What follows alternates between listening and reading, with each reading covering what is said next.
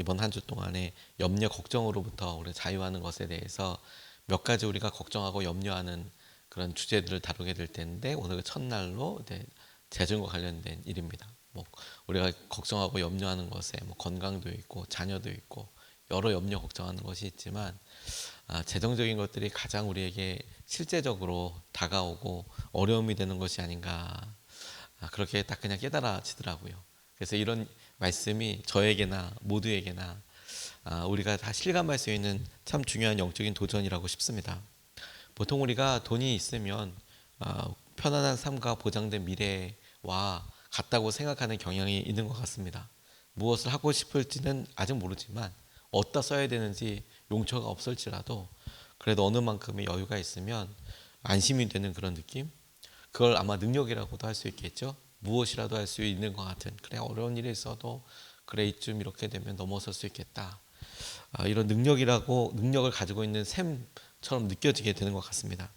그래서 거꾸로 돈이 없으면 미래가 없는 것 같은, 그런 불안함이 더 커지게 되는 그런 느낌도 있습니다.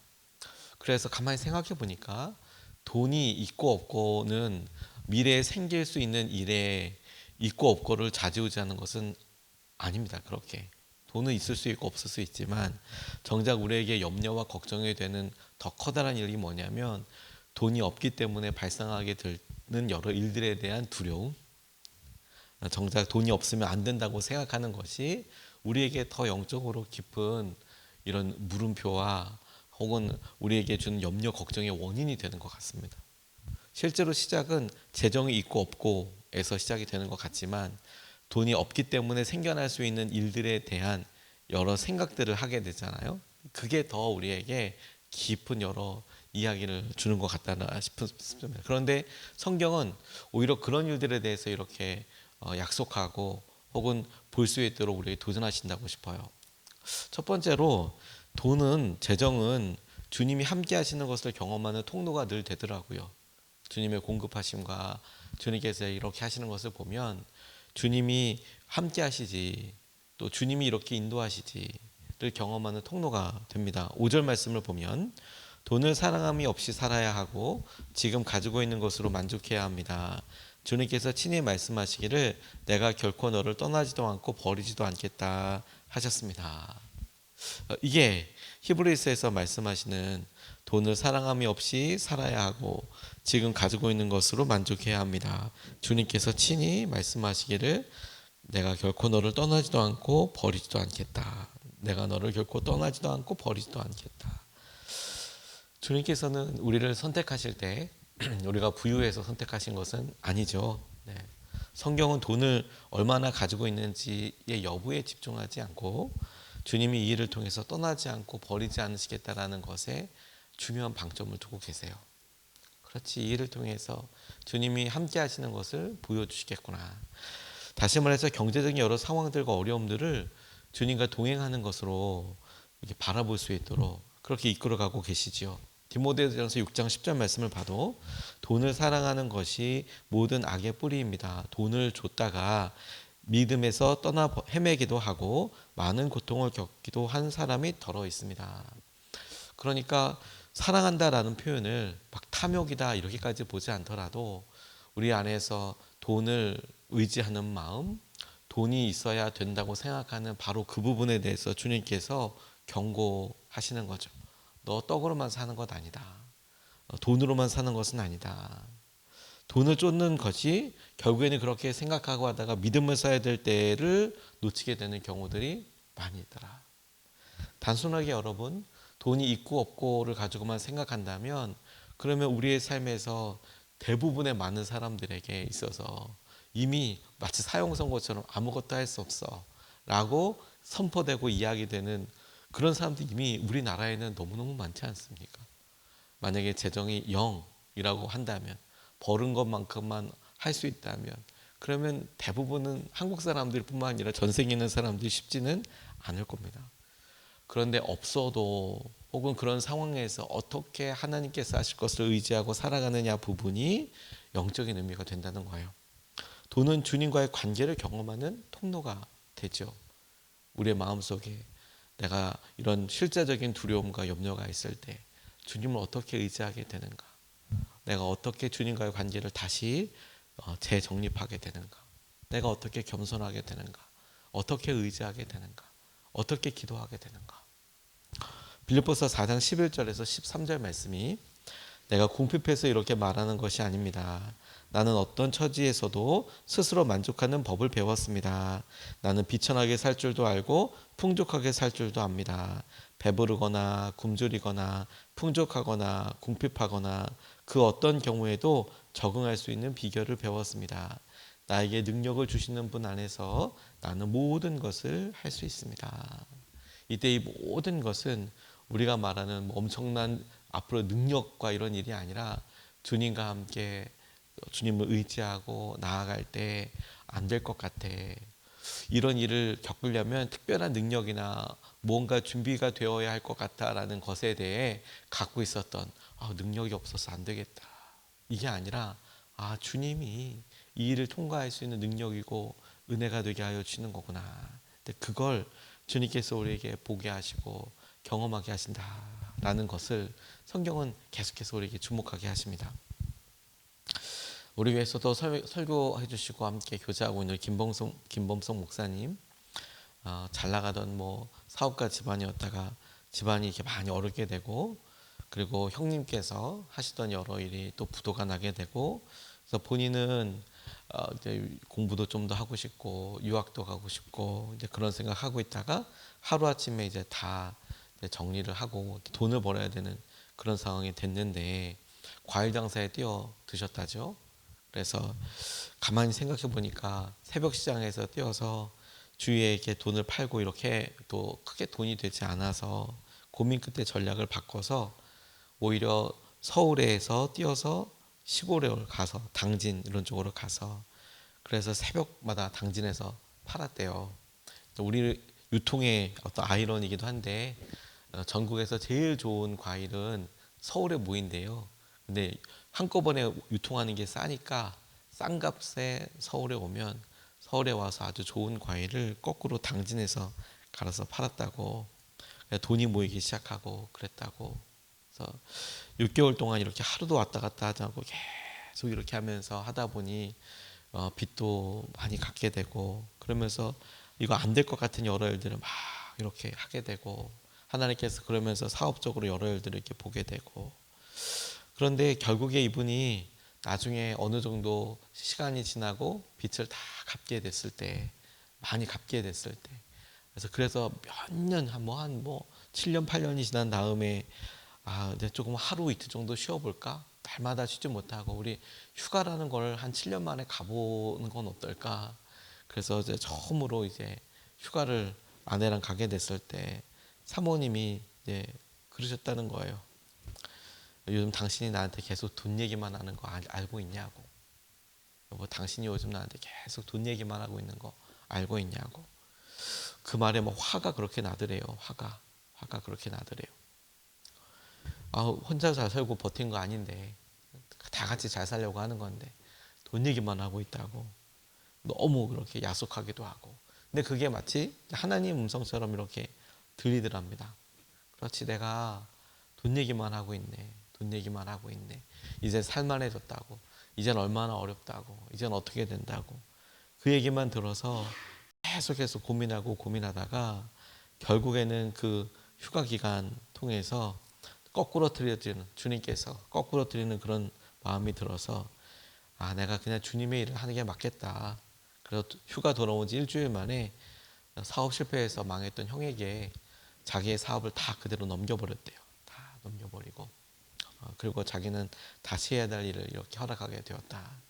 제가 그분의 여러 일에서 어떤 일을 크게 경험하고 이런 일들보다 하나님께서 내게 주목하고 하시고 이끌어 가시는 것이 어떤 부분인가 이 부분에 굉장히 많이 공감이 되더라고요. 그렇지. 주님이 우리에게 원하시는 것은 주님이 제게 원하시는 것은 돈을 많이 벌라고 이야기하시는 것이 아니지요. 주님을 사랑하는 거, 주님을 바라보게 하시는 거, 우리 그것 때문에 하는 거 아니겠습니까? 그 임무와 마음을 사명을 우리가 붙들고 나아가는 것을 통해서 아마도 우리에게 각각 능력이 없는 것이 드러날 수도 있을 것 같아요. 그런데 적어도 우리에게 그 일을 통해서 주님이 우리 삶에서 이런 일 하시지. 그래, 이런 일을 붙들어 주시지. 이런 일을 주님께서 함께 하시는 것을 우리가 경험하게 되지. 이런 주님의 은혜와 특별한 일들을 우리가 믿음으로 고백하고 나아갈 수 있겠다 싶습니다. 그러니 여러분, 오늘 우리가 처해져 있는 여러 상황들에 재정은 구체적인 기도 제목이 되죠. 아주 간절한 기도 제목이 되죠. 그런데 그런 여러 일들을 우리가 보면서 그래, 이 일은 주님을 경험하는 통로이지. 주님을 경험하는 통로이지. 우리가 주님께서 하실 여러 일들에 믿음으로 고백하고 의지할 수 있으면 좋겠습니다. 두 번째로 이 돈은 재정은 이 돈과 재정을 통해서 주님이 도우시는 분임을 알게 됩니다. 주님을 경험하는 것과 어떤 의미가 있는가라는 것에 단순히 비교해서 본다면 그래, 우리가 이 일을 통해 내가 하나님보다 돈을 의지하고 있었구나. 내가 이런 일을 통해서 내가 이렇게 연약하구나.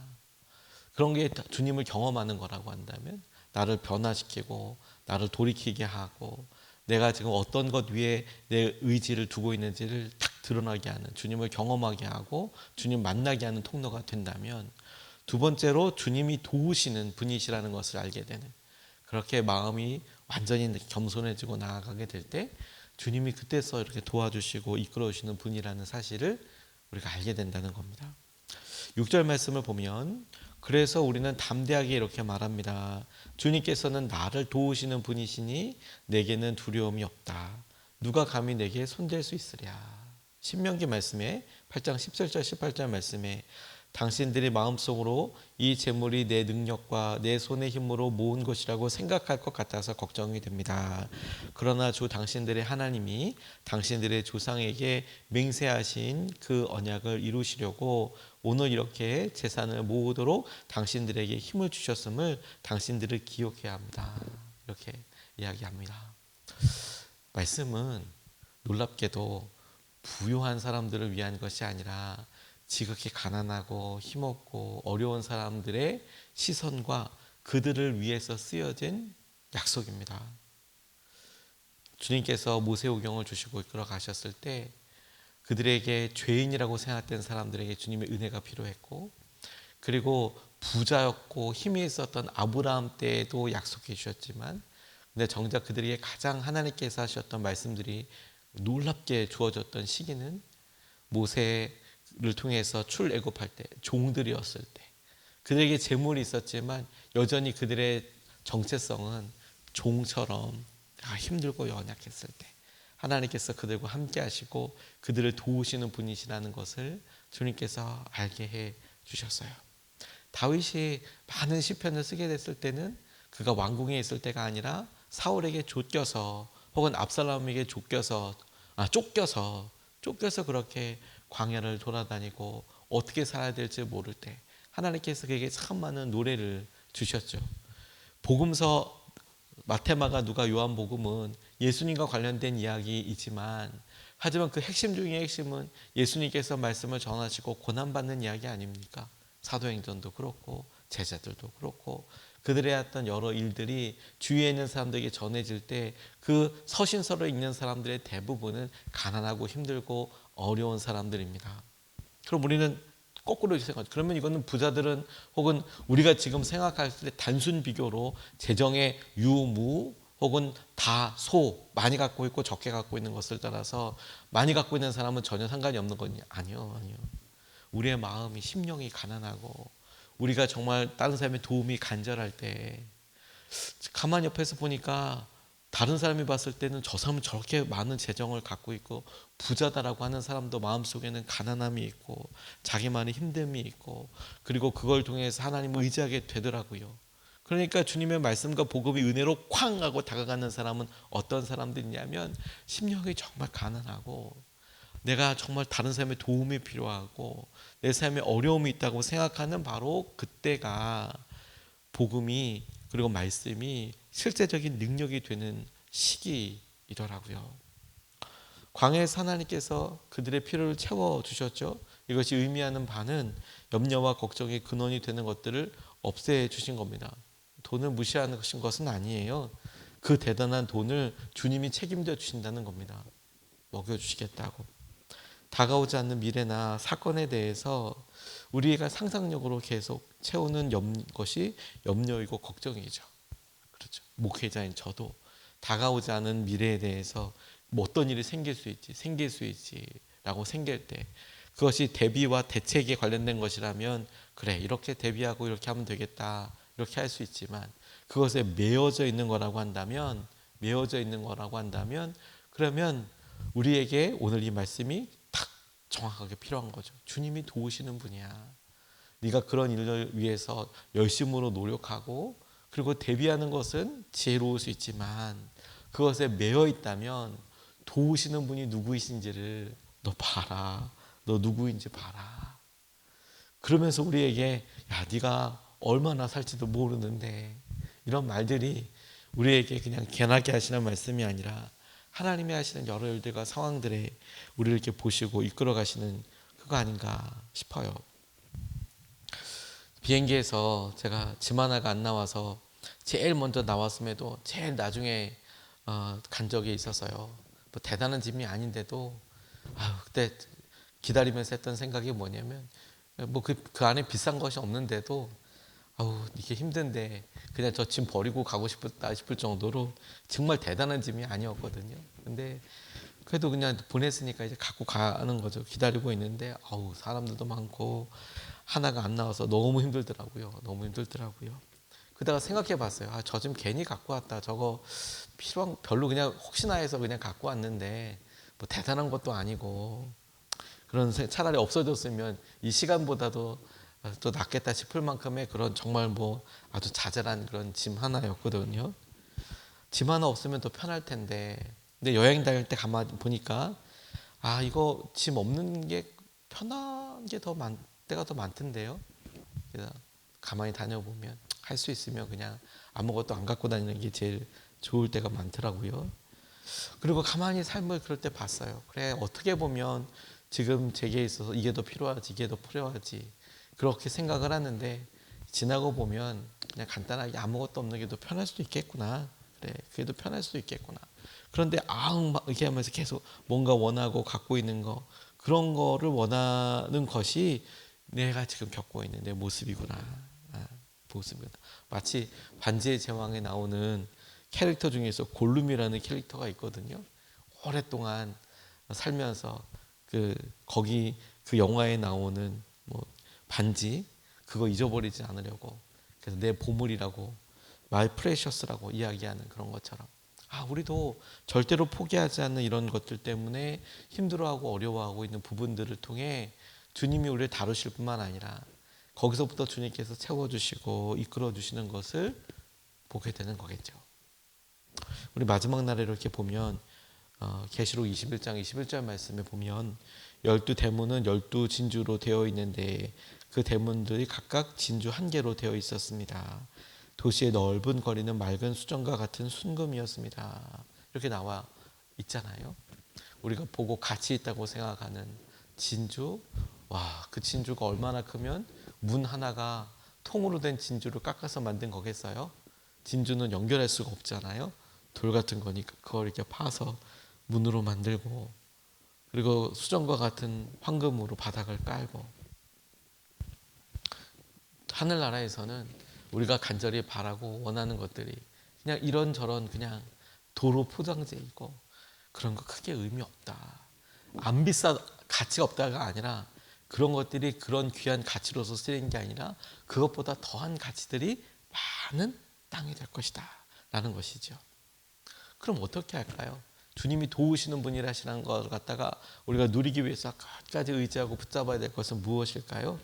그 유일한 방법은 주님과의 친밀함, 주님은 주님과의 친밀함이라고 이야기하시는 거예요. 유일한 방법을 주님과의 친밀함이라고.